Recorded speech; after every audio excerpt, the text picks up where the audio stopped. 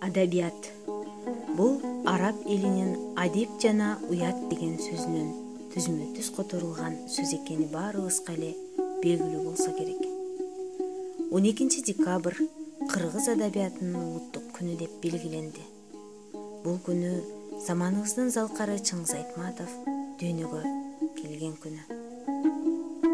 Анда эмесе биз адабиятка чыйыр жол салган белгилүү инсандарды слайдтан көрүп таанышсак.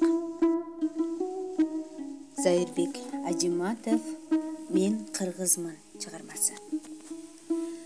Мен кыргызмын, сатылбаган, сатпаган. Мен кыргызмын, баба наркын сактаган.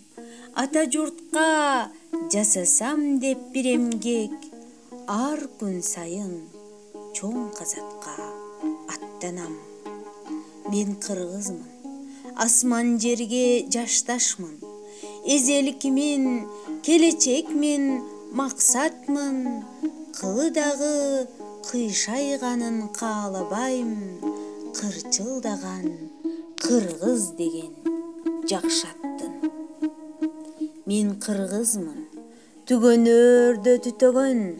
Мен кыргызмын, жок болоордо күчөгөн.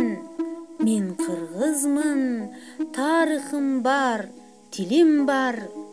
Мезгилдин да ой чуңкурун түзөгөн.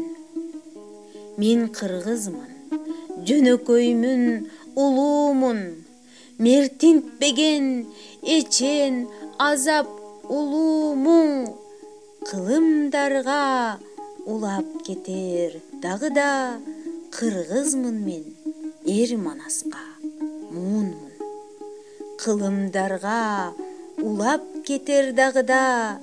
Кыргызмын мен, эр манаска